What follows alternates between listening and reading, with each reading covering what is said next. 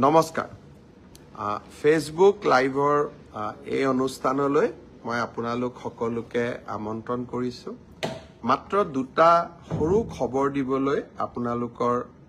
মাজলৈ আহিছো আপোনালোক সকলোৱে বিশেষকৈ আমাৰ যুৱ বন্ধুসকল অত্যন্ত উৎকণ্ঠাৰে সৈতে অপেক্ষা কৰি আছিল যে পুলিচৰ কনিষ্টবল সকলৰ নিযুক্তি কেতিয়াৰে পৰা হ'ব বা কোন দিনাখন হ'ব মই যতে মিটিংলৈকে যাওঁ তাতেই মোক সোধে যে মামা আমি পুলিচৰ ইন্টাৰভিউৰ পাস কৰিলো আমি এপইন্টমেন্ট লেটাৰ কেতিয়া পাম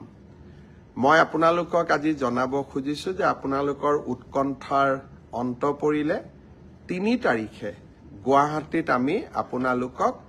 নিযুক্তি পত্ৰ বিতৰণ কৰিম যিসকলে পুলিচ কনিষ্টবল বা কমান্ডো এবি ইউবি এসআই যিসকলে পৰীক্ষাত উত্তীৰ্ণ হৈছিল সকলোকে আমি 3 তাৰিখে নিযুক্তি পত্ৰ দিম আপোনালোক নিযুক্তি পত্ৰ লবলৈ গুৱাহাটীলৈ আহিব লগত দেউতা মা বা মাৰ এজনক লৈ আহিব কাৰণ আপোনালোকৰ এই